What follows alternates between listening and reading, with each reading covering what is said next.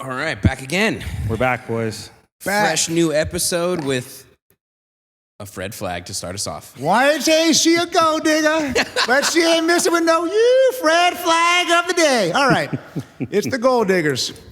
Now, there's many of you out there. You know who you are. Aren't you? Isn't it kind of weird when you go to dinner with your uncle? Does it look weird? Why do guys fall for it to begin with? There are guys who actually pay these girls allowances. These girls expect it. We were talking to someone last night, and he was saying that's so hard to date in LA now because these girls are looking for allowances. They're looking for everything paid for, and that's pretty much it. Like, you literally have to go to another state or a country to probably find somebody that will not be like that. Because I remember back in the day, a buddy of mine said I forgot what country it was, like something over by Bulgaria or something like that. He's like, dude, he goes, the chicks here are the hottest chicks here, and they have no idea how hot they are. But you bring them over here to LA, they get grouped up with people from their country that already live here, done. You know, because they don't make no money out there. You have one guy paying you $1,500 to go out to Nobu, you're gonna do it, you know? So, yeah, stay away from the gold diggers, guys. They are out just to get your money, and that's just about it, all right? That's all I gotta say. Fred flags. Anybody have gold diggers on the set here? No comment, but I have ran into a few during my time in LA. Cannot say that I have, yeah. Yeah, I have. You don't pay for that. No. Okay. No, not a chance. Not Not paying for anything. No, I'm not. And just to be clear, like, I've come across that, and to be very clear, if you ever hear this podcast, ladies, just know that I say it. Right now, I'm single. I'm saying I'm open to dating, but when it comes to dating, I'm gonna say it right now, ladies. I'm not paying your bills. I'm not paying your car payment. Heck, I'm not even paying your phone bill. Nothing. But I always tend to take care of women. Like, if I take them out to eat, of course I'm going to pay for a meal. If I'm taking you out to an experience, of course I'm going to pay for it. But until your last name is my last name, your bills are your bills, and my bills are my bills. And that's that. I like that philosophy. I think that's pretty solid. Yeah. Yeah. I'm pretty sure women in LA won't agree with that, but that's just my opinion only. So there we go. That's all we're here to share. That's it. Is our own personal opinion. That's it. I don't speak for no one else on that. I mean, for those of y'all who like thinking that mindset, it ain't tricking if you got it and you want to go pay for a girl's car and pay for her apartment, good for you. Why, though? Trust me, we know why. I know, but we know why. A lot of times they get nothing out of it. Oh, no. Are these guys that stupid? Are that gullible? What is it? I don't know. I think it's a mutual understanding. Yeah. No, some of them are mutual understandings, but what about, like, you go out to dinner with someone and say, let's go back to my place for a drink, and then as you bring the drinks back, she's like, so, can we talk about, my allowance? Like I said, that's a mutual understanding. And I think but when the guy has no idea, allowance? I just took you to BOA right now, and now we're talking about allowances? All right. I just want to know if that goes both ways. Like, can I go out and find some lady to give me an allowance? You can. Yeah, it's called Orange County. They're there. Oh yeah. Oh yeah. All the MILFs. Yeah. There you go. Now we're talking. OC. Now we're talking. There's an OC. Yeah, go be the pool boy. Yeah. There you go. Trust me, that's for you. That's the OC, buddy. I have a pizza here for Mrs. Exactly. There you go. Yep. Yeah. Oh, man. Okay. Oh, so good. All right. So we're coming off of some heavy rain in LA. Mm-hmm. And I know it's like, the stereotype for the city that we live in and whatever, that as soon as there's a slight change in the weather, everybody loses their mind. But I will say, driving in LA in a rainstorm, and I moved down here from Oregon.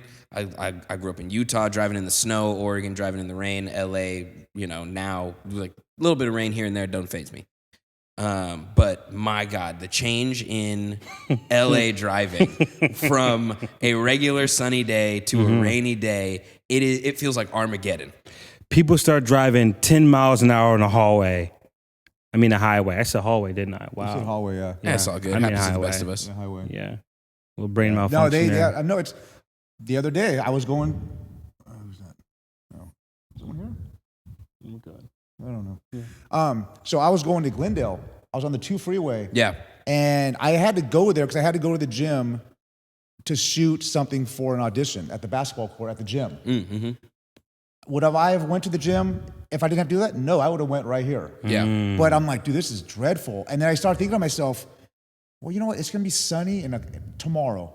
Yeah. And it's fine. And I went to the gym a couple days ago, flying on that 2 freeway like it was nothing. Mm-hmm. Yeah, totally different, dude. I hate driving in the rain. I hate it. It's bonkers to me how different it gets because, rain or no rain, whatever, like driving is driving to me. Facts. Well, wait. Caveat. Let me go against this for a second here. I'm from the East Coast. So from the East Coast, we're used to driving in the rain. Yeah. I feel like on the West, since you guys don't get rain here that much, it's a different thing. Because on the East Coast, when you take the DMV, you have to do what they call hydroplaning, which is where you have to kind of drive through the water and regain control of your car. You guys don't have that here on the West Coast. That's a driving test? Yeah, it's part of it. Oh, yeah. Utah, we had to do controlled slides for ice driving. Yeah, that and parallel parking. You guys don't have that here. We did parallel parking. Is that on a test? 3-point turn.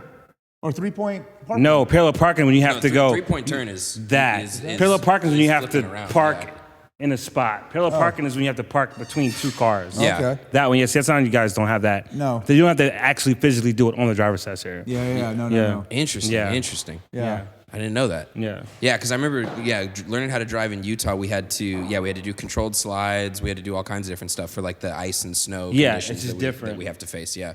Wow. Yeah. Yeah, and then Oregon, Oregon, it rains all the time. So it became like very normal for me to be driving in the rain as opposed to living down here now where, a little bit of rain and it's like everybody forgets how to drive or they want to drive, 10 miles an hour, whatever it might be. And I'm thankful I get to walk to work, but nonetheless, here and there when I do have to drive, it was blowing my mind. It can be. But I also want to say that if it is raining and you're not used to driving in the rain, then by all means, take your time, drive 5 miles an hour, but just get over to the slow lane side. Yes. Don't be in the fast lane driving slow. Yeah. Because that'll make me have a Fred Flag moment. Seriously. You know what I'm saying? If we're going to drive slow, then just drive in a slow lane. And we did get a lot of rain, to be fair. We have gotten a lot of rain over the last few weeks. It legit flooded on the streets. Yeah. So that's not normal, just like, hey, it rained a quarter of an inch. It was seriously flooding. Yeah. Like in certain areas. Yeah, 100%. Stores got flooded. Yeah, stores got flooded. Yeah. I know, like even our parking garage didn't get flooded necessarily, but there was water everywhere. In ours? Yeah, in ours. I have a question down about on the that. lower levels. Why, when it doesn't rain, do I see wet puddles down there? of water? What is that? So I'm so glad that you brought this up. Condensation? Fred, I don't know. I cannot for the life of me figure it out. But there's one in particular that right behind my car. Every time I got to walk around the thing and then drive out in it, and I'm like, "What is this water from? I don't know where. What is this water from? It hasn't rained for 3 weeks." Exactly. I'm like, how's all of a sudden water puddles here? Yeah, it's in one area always, constantly. So where's it coming from? Leaky AC unit. I don't know. Think? I don't know. Maybe not that much. Dude, that's a lot. I mean, what does every single unit's AC, go to the same point in the parking garage? Yeah, right behind your car, bro. That's called what I'm saying. The law of attraction. Your car is attracting the leaky water spots in the building. Yeah. Yeah, it's not. I've always wondered that. Yeah, right? Yeah. I always think about that too. Yeah. All right, so continuing the topic, apartment living, right? Mm-hmm. We all live in the same apartment, obviously. And we've got an elevator system in here.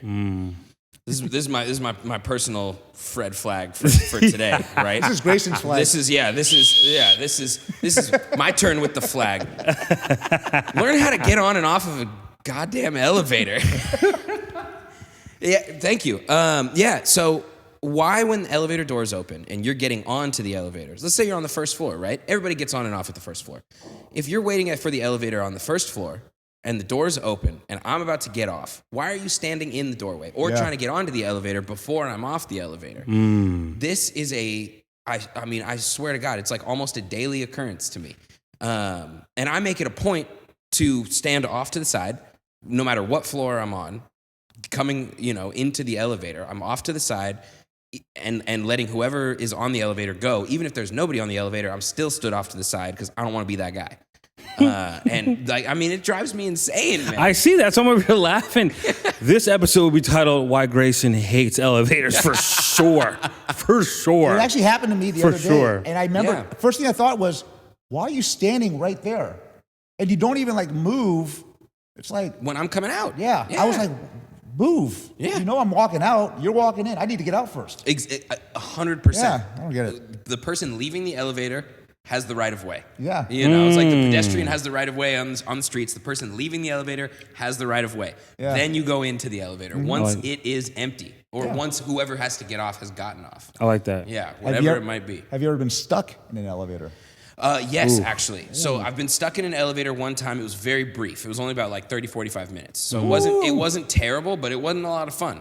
The worst elevator experience that I've ever had was actually just after I moved into our building.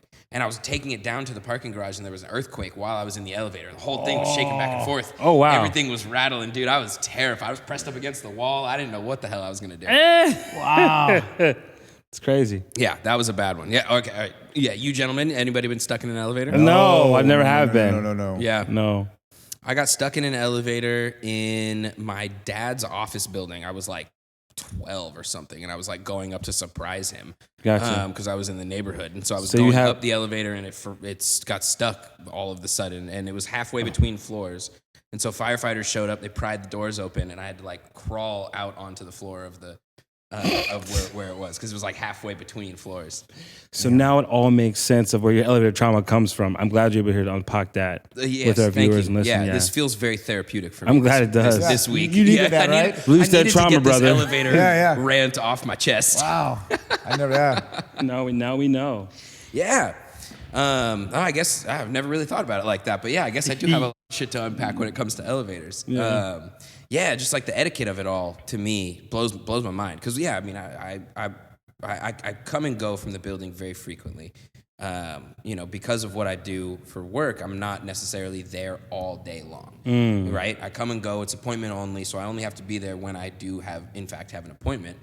And so I end up riding the elevator, you know, sometimes half a dozen times in a day, going up or down. And so this is something where I feel, you know, I constantly experience it, and it drives me insane. As we see, I mean, all men have a thumb screw. Yours seems to be elevators. Apparently. Yeah. Yeah, apparently. Do you, when you get in, let's say you're in the elevator already and someone comes in, do you ask them what floor they're going to? Always. Okay. Yeah, always. Especially if I'm near, like closer to the buttons than they are. Yeah. What floor are you going to? Let me get that for you, you know, whatever. Yeah. And I usually try to make conversation in the elevators as Yeah? well. Oh, yeah, always. I mean, it doesn't have to be much, but, you know, try to be neighborly. How's your day going? Because you'll see them again because they're neighbors. Yeah, they're neighbors. We all live in the same building. There's been times when I've been at elevators, other buildings, Yeah. and I'm thinking to myself, I'm never going to see these people ever again. Yeah. Yeah. This is like Most likely you're not. 99% You never know. chance. Yeah. Yeah. Yeah, I mean, especially not living in LA. Like, when you're out and about and you're in some elevator in a random building, yeah, I mean, the likelihood that you run back into those people is so slim as compared to the building where we live in, where I'm like, you know, let's at least be cordial. cordial, It's so yeah. strange to me when people stand in the elevator just completely, like, isolated. Yeah. Have you ever been in an elevator and someone just farted and 100% you didn't smell it? Not while we've all we been were there. riding, but Bad I've gotten bio. into an elevator where That somebody smelled? clearly Had some bad farted, bio. like, recent. Yeah. Trust me. It's like you walk in there, it's like, wait a minute.